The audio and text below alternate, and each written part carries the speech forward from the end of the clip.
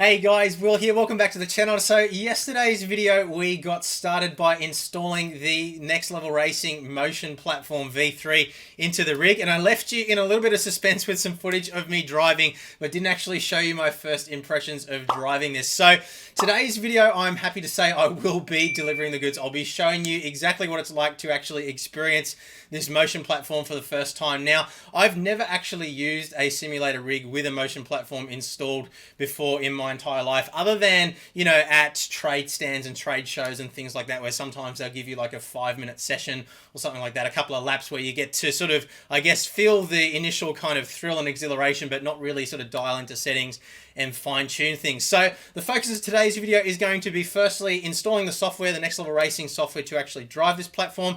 And then we'll be doing our first drive at default settings, showing you guys what that's like. And from the other videos that I've seen from various other channels, I imagine that it's going to be quite extreme at the default settings. We'll then look into fine-tuning our settings in iRacing specifically for this video to really extract the most out of this platform. So that's what you can expect from this video. Hopefully it will be a entertaining and informative video for you guys.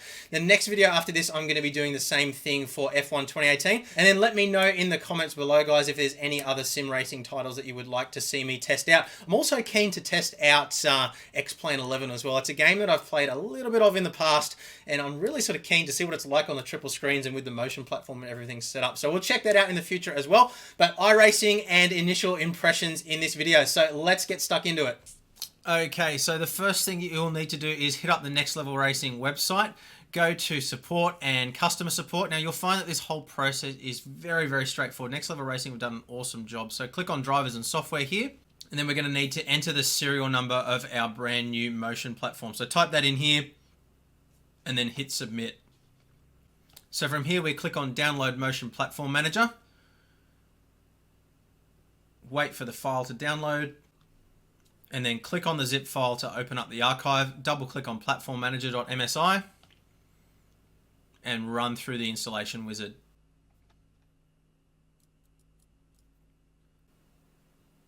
So at the end of the installation process, you've got a bunch of little wizard prompts here that walk you through various features of the software. You can skip through these if you want, or read them if you'd like to learn more. I actually did read through these, as I found they gave me a basic understanding of how various different functions worked before I got started. So click through those, hit close when you're done, and then you're presented with the action centers. There's a couple of things we need to do here. We need to configure a couple of titles. The options that are here will depend on your various system and what you've got installed and what you don't. So run through all of these various different things until they're all cleared. So once you're done in the action center, you're presented with the main interface of the software. And you can see it's a really clean, really easy piece of software. Very, very similar to SimHub in many ways. But it gives you profiles for all the various different simulator software packages that it supports. You can easily search through them as well using a search bar at the top. And overall, it's just a really clean and easy piece of software to use. After a few moments, if you've got a brand new device, when you switch it on, it should pop up and prompt you to update the firmware. So we're going to want to do that first of all before we do anything else. So as soon as it detects the device, it pops up straight away the Action Center and prompts us to install the latest firmware. So click install and click install again. And now just be patient and wait for the firmware to update on the device. It is absolutely crucial that you don't switch off the device while this is happening, or you can brick the device. So just be patient, wait for it to finish writing. It does take about a minute, minute and a half. Once it's done, you'll see a little message there that says success. Hit close. Click on check configuration. Verify that everything's okay. Close the action center. And now we want to go into tools and diagnostic. Now you can see here a bunch of different options, which we won't go into now for various different configurations. But if you do notice that your platform is a little bit skew-if, you can click on level calibration here. And you can click on the buttons below to adjust the pitch and roll of the device in its natural sort of sitting position, so that when it's not receiving any input, it is sitting completely level. So adjust those until you're happy with the position, and then click OK. Okay, so moment of truth now. We are all set up and we are ready to go for our first drive. So we'll type in iRacing here, click on the profile, activate it as well so that we get everything running inside the game. And that is pretty much it as a starting point. You can see here we have a bunch of adjustments that are available for intensity, body roll, all those kinds of things, and a nice little explanation here as to what each of those do and their influence on the car as well. You can see here we also have the option to have a rev limiter inside the platform as well that sort of shakes the seat back and forth when you hit the rev limiter. I'm leaving that switched off for now because I've got a rev limiter on my gauges and that sort of thing, and I really don't feel that I need it in this case. Might test it out a little bit later on, see how it goes. We've also got the option available here to adjust our special effects like rev limiter and wheel lock, wheel spin, rumble and tarmac noise, things like that. Now it is important to note that you can actually use this software to drive a butt kicker platform as well, and I'm not actually using it at the moment. I'm still using SimHub because I've got all that configured, but I think a good subject of a later video would actually be testing out this software with a butt kicker, seeing how it compares to SimHub, which is what I've been using previously. And I do have a video linked above my head for you right now where I went into details about setting up a butt kicker with SimHub, but we'll check that out later on. Oversteer and understeer proneness, so that's a bit of an adjustment to tell the software how the car actually behaves in real life, and that's something that we probably will want to fine-tune later on, but probably a little bit beyond the scope of this particular video. And then motion post-processing here as well. So this gives you the ability to basically adjust how the seat actually reacts to long duration inputs versus short duration. So if you're going over a ripple strip or something like that, you get a lot of short movement, but you don't necessarily want that same level of harshness when you're going around a corner. So this allows us to actually adjust the linearity here. So you can see short duration movements here have a greater amount of intensity or amplification, and then it tapers off as you go to longer duration. You can also adjust the offset here to fine tune that even further. And then scrolling down, we have the same thing for pitch as well. So we've got roll, which is side to side, and then pitch, which is forward to back, obviously. But we'll set that back to the default now as well. And let's go for a drive, guys. So we'll activate it again, launch the game. Okay, so we're at Nurburgring in a V8 Supercar, and I'm definitely going to be putting my seatbelt on. I've copped a lot of hate in my live streams in the past for wearing a seatbelt on a static rig, but given the intensity that I know that this thing is capable of putting out, especially at the default settings of 100% force, which is what we've got it set at the moment, it can really throw you around. So I'm definitely putting my seatbelt on now. I am, as I mentioned, I am running the default settings right now. Now a lot of people have advised me against doing that and said that it's pretty intense and, you know, unrealistic, but I want to start off with it out of the box completely as it comes, and then we can fine tune from there. I think that gives you guys a better understanding of how the settings work and, you know, what influences what and so forth. So anyway, let's hit the track, get it in gear. I've got no idea what to expect here, really. I mean, I've seen people's videos, but oh.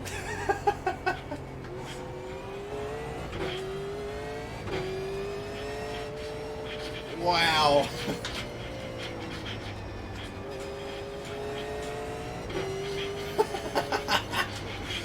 Oh, wow. I'm like a kid in a candy shop right now. This is crazy. It's so... Oh, yeah, I mean, it's definitely too strong right now. There's no question about that. I feel like I'm being thrown around like a rag doll, but we'll give it a bit of a chance before we change settings yet, but... Whoa. Give it some gas over here. This will be interesting over the hump here. Oh. It actually gives you that feeling in your stomach of going over a bump. Oh! Wait. Hold it together, Will. You can do this.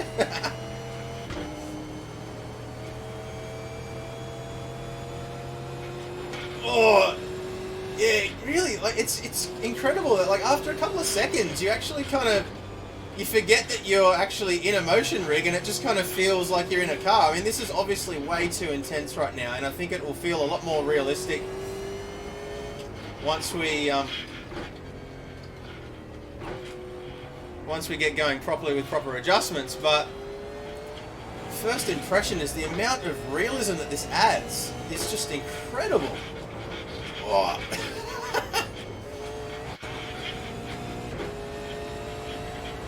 Alright, well before we change the settings, I think we probably should crash it into a wall just to see what will happen.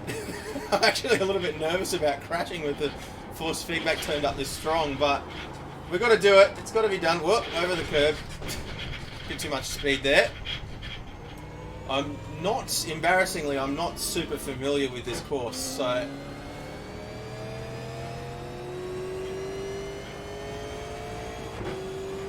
Alright, let's have a crash. Let's see what happens. Oh my god!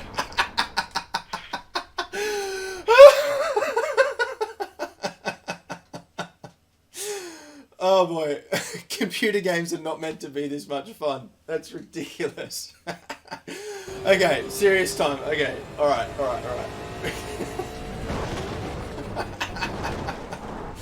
That was ridiculous. Okay, let's readjust. Okay, what we're going to do now is we're going to go back into the iRacing settings and change a few things around, because that was definitely unrealistically strong, as people warned me it would be. So we'll jump back into Platform Manager and we'll tweak a couple of things, and we'll give it another shot and see if it's a little bit more realistic. Okay, so we'll find iRacing in the list. And let's go to motion, and yeah, so let's turn our overall intensity and everything down to about 60, I think, for now. Now, obviously, there's going to be some fine tuning that will take place later on as we start to get to know, what's too intense and how things sort of relate to each other. I feel like the side-to-side motion of the car turning in and rocking was just way too exaggerated. It felt like I was driving a boat rather than a car. So we definitely want to crank down our body roll gain, which is a given. But I'm going to turn everything down in relation to each other for now. Now, we also do have this setting here for post-processing. So if we're finding that the car's, lurching forward too aggressively under sustained braking and acceleration and things like that, we can actually make some adjustments here. So if we turn down our linearity for roll, for example, we can turn that down here, and you can see the curve actually sort of constricts a little bit. So fine movements like going over curbs and things like that are still intense, but the long sustained ones are not so intense. And then you've got an offset adjustment here, which allows you to sort of scale it as well. But we don't need to, I'm not going to touch that for now. We've got one of those for roll as well as pitch.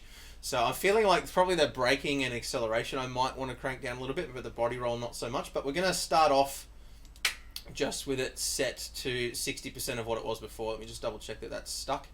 Yeah, so we'll crank it down to around sort of 60% of what it was before. I think that will hopefully be a better starting point for a more realistic experience, because obviously we don't want this to really chuck us around a massive amount. And I think that's something that's important to understand, and I'll talk about that a little bit later after we've done this next drive. Okay, so I'll give you a view of the game this time as well. Now, obviously, the field of view that you're seeing on your screen is very different from mine, because if I squish down a massive resolution like this, or a wide resolution like this, onto a square screen or a regular wide screen, it's not going to look great, and it's going to squish it up on the screen. But this should give you a better idea of what I'm sort of seeing and how the chair's reacting to what's going on in the game. So, okay, already that feels a lot more subtle, which is good.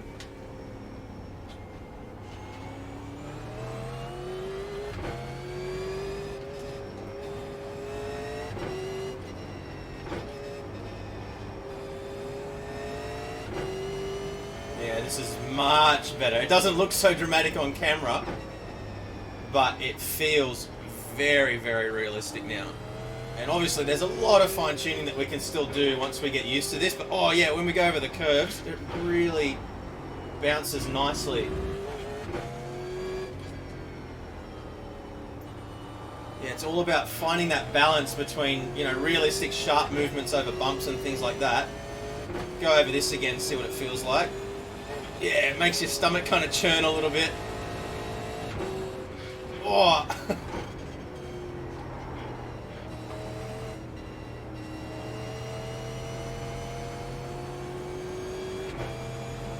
It's incredible how, like I mentioned before, and it's even more so now that we're running a slightly more realistic setting here. You almost forget that it's there after a couple of seconds, because it's so realistic. It just immerses you in what you're doing.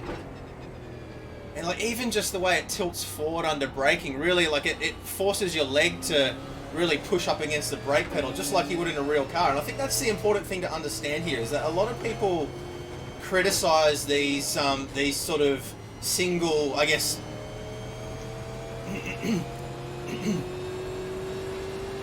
Just trying to concentrate here for a second. Yeah, as I was saying, a lot of people sort of criticize these twin axis or, you know, single point of movement rigs that don't. I'm missing that same turn again, aren't I? There's my tracks from last time.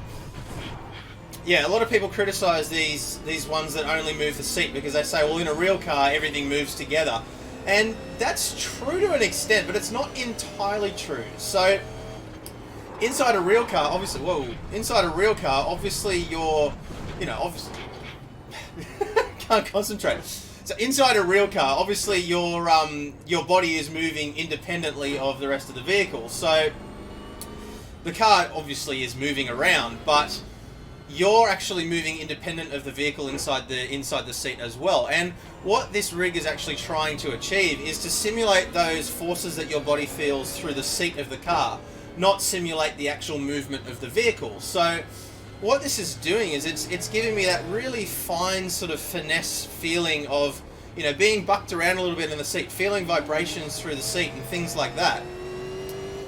And like, obviously, as I said in the previous video, I've never used a different motion platform, so I can't really comment on its realism compared to a full motion. But what I can tell you is that this feels incredibly realistic, way more realistic actually than I thought it would. It's like, I kind of just imagined that it would add an extra level of immersion because it's more, you know, gives you more of a feeling of what's going on. But you really do feel like you're at one with the car. And like, I mean, I've never driven this car around this track before, and I'm only going slowly, but I feel like I know what I'm doing. Like, I feel like I'm connected to the car in a sense. And I can feel like when the back starts to step out a little bit, as it does a lot in the V8 Supercar, I can kind of feel it starting to happen. I can catch it before it becomes a problem, which I wasn't able to do before. And I can see that this is going to make me a much better driver, which I guess is what it's all about. It's all about adding immersion, adding realism, but also, you know, making things more realistic so that you can drive more accurately and feel what's going on with the car. And I really feel that just when you go over those curves, it feels amazing. It just really throws you up like it does in a real car. And because it's moving the seat sideways and sort of rolling it to the side a little bit, it really is like the car lurching up on a curb. You really do feel, when you jam on the brakes, you really do feel that pressure. Anyway, let's try and go a little bit quicker here. Probably crash now I've said that, but just going to shut up for a little bit and let you guys just watch what the car's doing. Whee! See how I was able to catch that?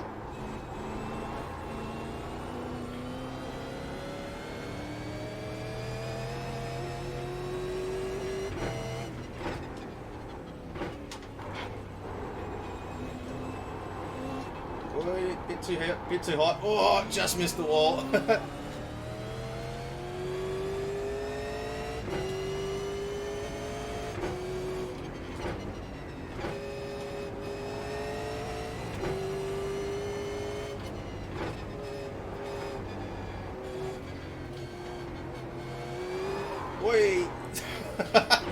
Yeah, again, I don't think I would have caught that slide before. Genuinely don't think I would have been able to catch that.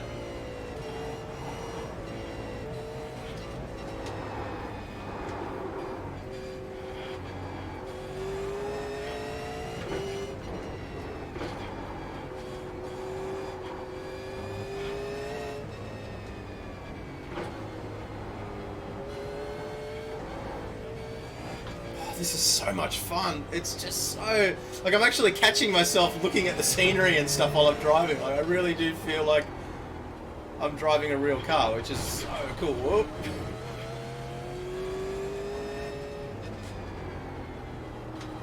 And I think, like, you know, obviously I'm absolutely garbage at this game. I'm absolutely garbage at this game because I've hardly played it. First time I've used this car around this track, but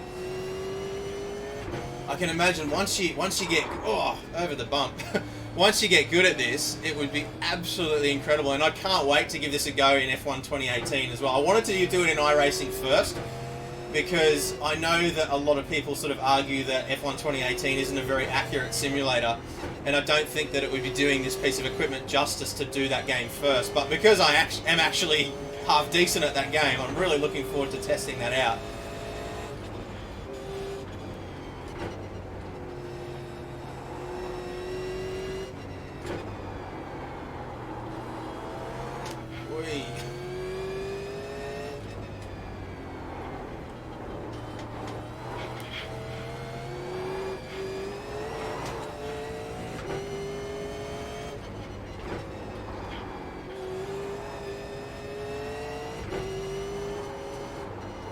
way you feel it just breaking away from you around corners is incredible. Alright, let's get some speed now. Just feeling the little bumps in the track. I feel like I probably want to reduce the amount that the camera is bouncing around inside the car as well. Oh, top gear now. Can't go any faster than this. Try not to blow our engine. Keep wanting to shift into 7th. Poor car.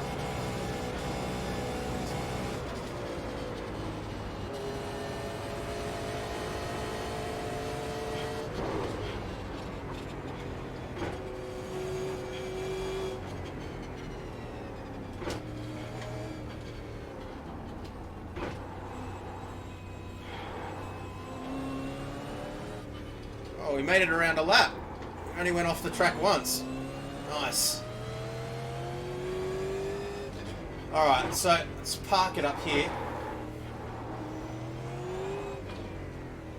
and have a little chat about this, I think. Okay, so first impressions, where do I start with this? Absolutely incredible. I mean, it is an expensive piece of equipment. There's no getting around that fact. It is a very, very expensive bit of equipment, but as you saw in the previous video that I did, the quality of the build quality of the unit is absolutely amazing. Like it really is a professional grade piece of equipment. And as you saw, that they do actually even offer a 1-year commercial warranty on this for professional use, where you've got like people coming in, coming out, thrashing things around, not using them respectfully at trade shows and things like that. So the fact that they're able to offer that warranty is pretty amazing. And obviously a 2-year consumer warranty. But yeah, the build quality is incredible, and that kind of goes a long way to explaining why the unit is so expensive. But the amount of additional immersion and realism that I'm getting, even as a newbie to iRacing, is just amazing. You really do, once you dial those settings down, and obviously there's going to be a lot of fine tuning that I'm going to be doing over the coming weeks and months as I get more familiar with iRacing and more familiar with the platform. So I'm not going to sort of pretend that I'm an expert now and get in there and really fine-tune stuff, because I feel like, I don't really know what I'm doing. You guys know that I don't know what I'm doing, and, I want this to be about learning. So I'll come back in a couple of weeks and show you, the settings that I've sort of finalized inside iRacing. But, yeah, just I guess the big takeaway here is that I was concerned when I bought this that I might have problems with the seat moving independent of the wheel and pedals. I thought that it might feel quite unrealistic having, your body moving around and, things going from side to side, and it'd be really unrealistic, because a lot of the videos that you see from Next Level Racing and from, other people using these on YouTube, the amount of movement that you see does look quite silly, and that was definitely the case when I was running it at 100%. There's no question about that. It was pretty ridiculous. But once I dialed it down to around that sort of 60% mark, it all sort of started to come together. And what I was feeling was that it was really simulating, as I was saying while I was driving, it was simulating the movement that you feel inside the chair of a real car, and the forces that are sort of being put through your body. And because there's a relatively small range of movement with this, the actuators are actually able to, or the servos are actually able to react very, very quickly and move. And so what you're able to do is you're able to simulate those sudden jerks in movement that you get over curbs and things like that. And while I haven't used a full motion platform before, so I can't really say whether it's better or worse, and I'm not going to go down that road because I don't want to, lose the credibility of, trying to say something just because it sounds good. But I would question whether, something that's moving a massive amount would be able to react that quickly compared to something like this. So it would be really interesting later on in the future, if I get a chance to try a full motion, like a 6DOF or something like that, just to see how it compares. Now, obviously, that's going to give a lot more feeling of G-force and things like that, because this, while it does a good job, obviously it's never going to be able to reproduce the feeling of actually being flipped upside down and things like that. But in terms of immersion, I'm absolutely blown away by the additional immersion that this brings to the table. And yeah, I mean, I guess I really, honestly, I didn't expect it to be this good. So absolutely blown away with the product, absolutely thrilled with how amazing this is. So guys, I hope you found this video entertaining, useful, and you know, somewhat insightful. As I said in the previous video, I'm not a you know, I'm not a professional reviewer or anything like that. I'm just a guy trying to bring you the first experience of what it's like to actually try these things out for the first time. So hopefully it's been a useful video for you, and yeah, I think I will leave it at that for this one. What I'm going to do now is I'm going to jump into F1 2018, which is a game that I'm a lot more experienced at, and see what it brings to the table, see whether it's going to make me a faster driver in F1 2018, but also whether it's going to make me enjoy the game any more than I already do. So guys, thank you very much for watching. As always, if you've liked the video, please do hit the thumbs up button. If you haven't liked it for some reason, hit the thumbs down as well. That's okay. And of course, make sure you subscribe and hit that notification bell so you don't miss the next video. We'll be posting up the next video where we take F1 2018 for a spin tomorrow evening. So thank you guys very much for watching, and I will see you again soon. Bye.